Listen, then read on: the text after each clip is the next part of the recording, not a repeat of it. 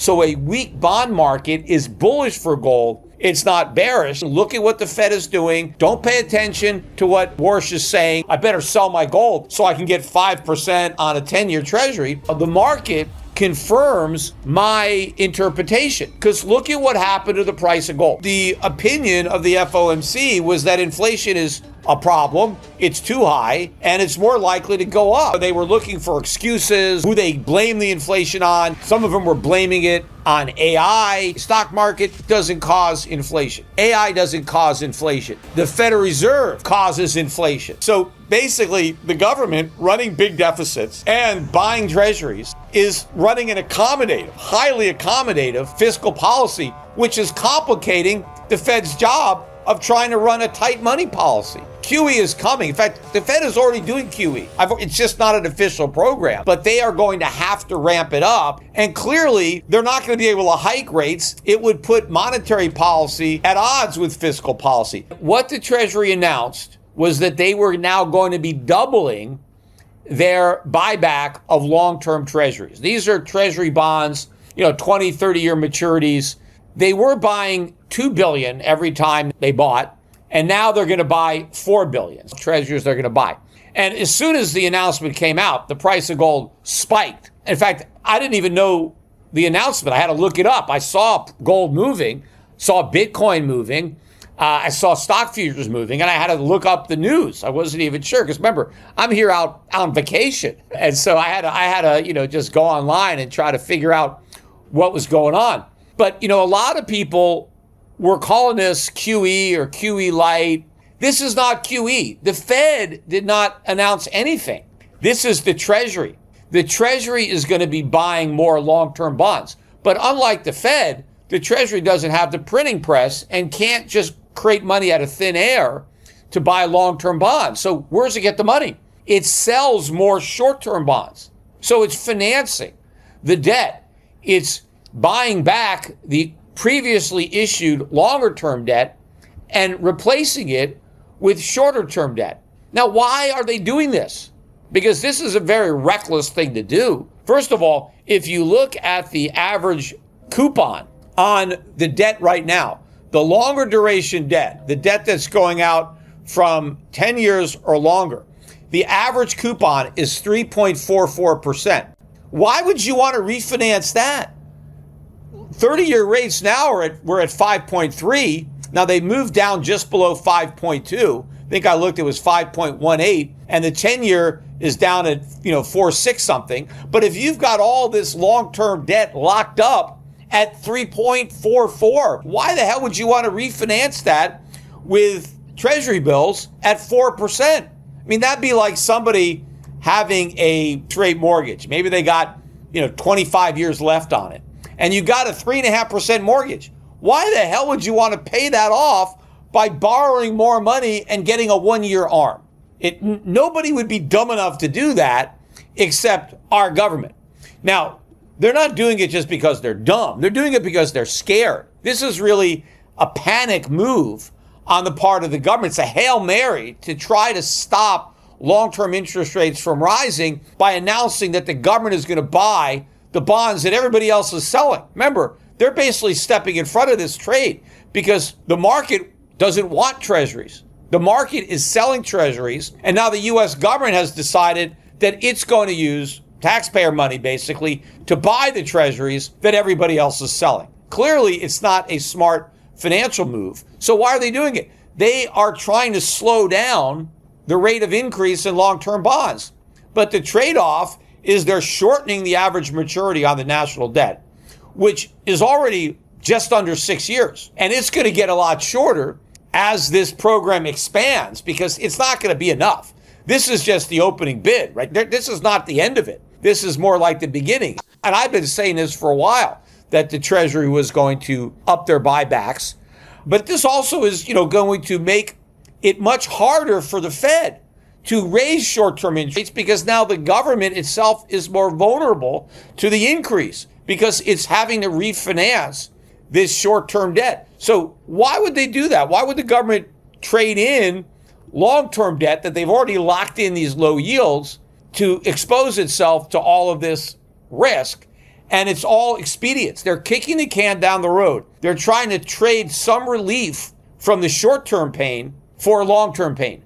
But the long-term pain is going to come when all this short-term debt matures and it has to be rolled over, or because the Fed is cognizant of that vulnerability, it doesn't raise interest rates. In fact, when people are calling this, again, quantitative easing, it's not, because the Fed is not doing the buying. So the money supply isn't expanding as a result of this, but it will, because as the U.S. government is selling these short-term treasuries, who's going to buy those?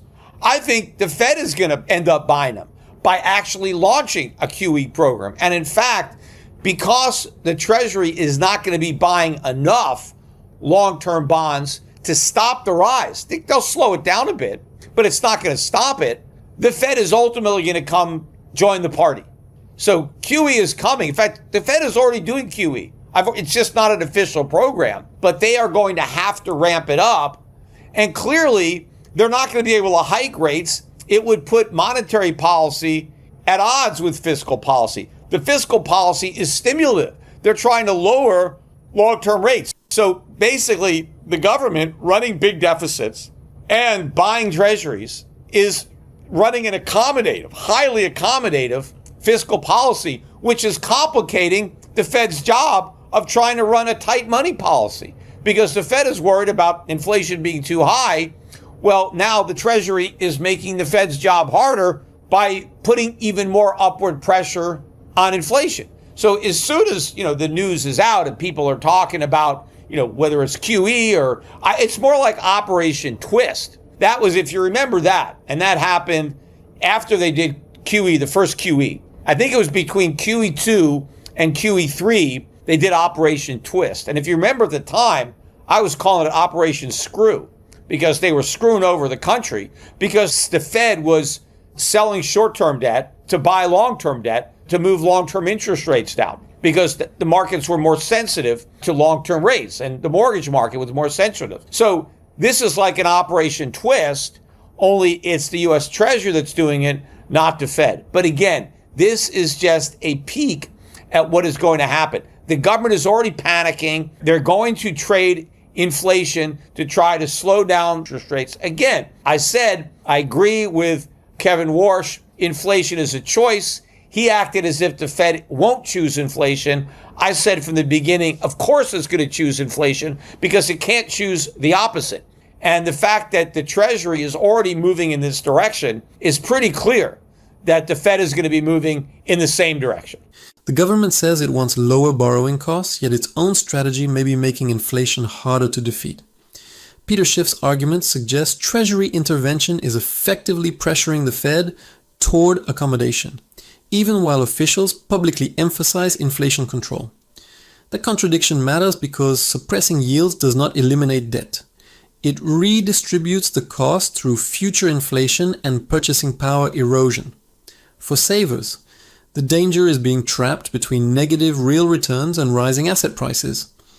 Next, Peter Schiff exposes why this policy resembles Operation Twist, but with a far more dangerous incentive. Anyway, I want to get back to the Fed, because later in the day today, after we got this surprise announcement, of course, I don't know why anybody is surprised. I wasn't surprised. I've been waiting for this. I know the box that the government is in. They just can't allow rates to rise. And so they're doing whatever they can to push back against the free market. But the free market wants higher interest rates for a reason. And the reason is we have too much debt. And the way you stop too much debt is by making it more expensive to borrow. What the government wants to do is prevent that so they can keep borrowing more. But all that does is make the eventual crisis that much worse, because the bubble gets much bigger than it would have had the market popped it sooner. In fact, popped it a long time ago if it wasn't for government intervention into the market. But anyway, when the FOMC minutes were announced at 2 o'clock, they were actually more hawkish than the markets had expected. And had it not been for the morning announcement, the stock market might have tanked today. The bond market might have gone down. Yields might have gone up, because nobody wanted to cut rates. Everybody was talking about hiking rates, You had the dissenters who wanted to hike rates right away. But the opinion of the FOMC was that inflation is a problem. It's too high and it's more likely to go up. Now, they were looking for excuses or who they blame the inflation on. Some of them were blaming it on AI. Stock market doesn't cause inflation. AI doesn't cause inflation. The Federal Reserve causes inflation. The Fed sounded hawkish, yet markets barely reacted because Treasury policy had already changed the battlefield. According to Peter Schiff, the FOMC minutes showed officials still worried about inflation and even considered immediate hikes, but Treasury intervention softened the market response. That creates a dangerous disconnect between monetary rhetoric and fiscal reality. Investors hear restraint, while government financing becomes increasingly rate sensitive. If that gap widens, gold can become the hedge against policy credibility itself. Next, Peter Schiff reveals why the inflation debate completely misses the deficit driving it. The government helps the Federal Reserve create inflation by running these big deficits. So the fact that we've got a $40 trillion national debt and that it's rising sharply, because when I did my podcast a few days ago, we were still about 80 billion away or 100 billion, but we moved up quickly. And this is what's causing inflation. And again, it's not the war that's causing inflation. It's the way we pay for the war. It's the deficits that we're running. We didn't raise taxes to pay for the war. We didn't cut other spending to free up resources for the war. We just spent. And so bigger deficits mean more inflation. But the Fed never talks about it. They never talk about these big deficits as a cause of inflation. They never talk about all the money supply and the money they're printing, although they are talking about the balance sheet. And they're talking about a need to shrink the balance sheet. Well, how are they going to do that when the Fed is doing Operation Twist? What, they're going to try to sell back the bonds that the U.S. government is buying? They're not going to be negating what Treasury is doing. Obviously, they're going to coordinate. They're going to work together. So there's no way. But had it not been for this announcement, this could have been a big problem for the markets. In fact, I don't know, maybe the Treasury knew that these FOMC minutes were going to be hawkish, and they had to take the sting out of it before it had a chance to affect the market. So the markets basically shrugged it off. The odds of a rate hike went down, even though the FOMC minutes were more hawkish than expected because of the action of the U.S. Treasury. Now, the market confirms my interpretation, because look at what happened to the price of gold. So yesterday, gold dropped about 80 bucks, closed near the lows of the day. That was probably the worst day gold's had in at least a month, if not more. And silver was down. Today, gold rallied about $185. A $40 trillion debt burden changes the inflation equation because every rate hike now carries a fiscal cost. What Peter Schiff is highlighting is the feedback loop between deficits, debt servicing, and monetary accommodation. Higher rates increase government costs, while tighter policy becomes harder to sustain. The result is a market where gold can rise precisely because bonds are weakening, not despite it. Next, Peter Schiff exposes the dramatic gold reversal that turned this policy contradiction into a market signal. Closed above 4,500. In fact, last night, gold was down about 20 bucks. So it had a $200 intraday rally. Huge. And a reversal day, technically, because today we took out yesterday's low in gold and then closed way above yesterday's high. So technical reversal, we're now about 13% above the low for gold. Gold bottomed out just below 4,000. If you remember, I was pounding the table on this podcast saying, look, 4,000, that's the low. You gotta buy that. And here we are now above 4,500. Silver had a big day as well. It closed above $66 an ounce. Let me see where it is right now. I'm recording this at night. It's about 9:30 at night. And silver's actually down about 18 cents now, 66.71. So yeah, well above 66. In fact, I think earlier tonight it might have gotten above 67. Gold's retreating. It's down about 20 bucks, but it's still trading above 4,500. So a very significant day for gold and silver. The mining stocks were on fire today. A lot of these stocks are up 7, 8, 9, 10, 11, 12%.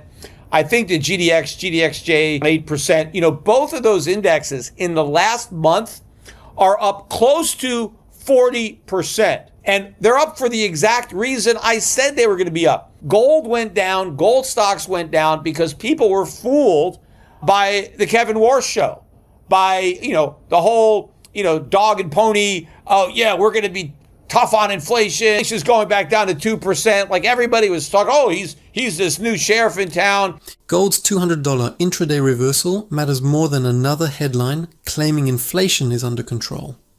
Peter Schiff's argument suggests a sharp move above $4,500 reflected investors recognizing that Treasury weakness and policy intervention can reinforce demand for hard assets.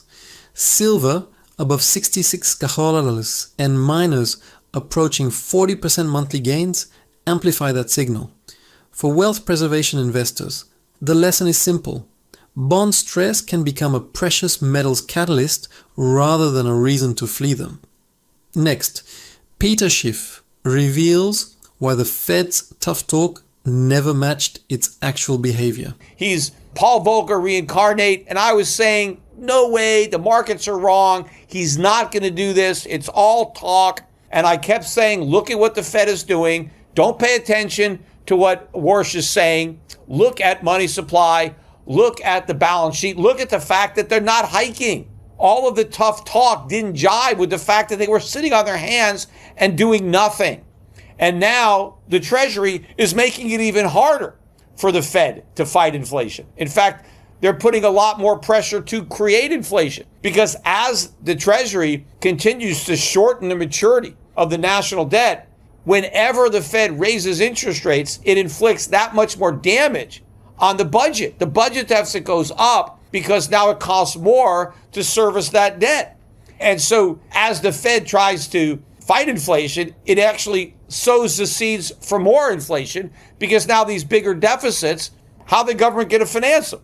The Fed's going to ultimately have to finance them. That's why I kept saying the fall in the bond market. People were worried about rising bond yields being bearish for gold and silver. And I kept saying they're not, they're bullish because the rising bond yields are going to force QE. The rising bond yields are going to weaken the economy. They're going to cause bigger budget deficits. And in fact, the reason that bond yields were rising was because of inflation. And it wasn't that higher bond yields were going to be some kind of competition for gold. Like, oh, I better sell my gold so I can get 5% on a 10-year treasury. No, it was just another reason to sell your treasuries because treasury prices are falling. When yields are rising on treasuries, that means the price of treasuries is going down. That means if you own treasuries, you are losing. So what do you want to do? You want to get rid of your treasuries and you want to buy gold. So a weak bond market is bullish for gold. It's not bearish. The biggest warning may be that rising treasury yields are becoming bullish for gold instead of competing with it. This is where Peter Schiff's thesis shifts from inflation to debt mechanics. Higher yields increase government interest costs, worsening deficits, and potentially strengthening pressure for monetary accommodation. That creates an unusual loop where the policy meant to restore stability can eventually undermine the currency's purchasing power. Do like, comment, and share. Also, don't forget to hit the bell icon for more updates. Stay tuned and connected.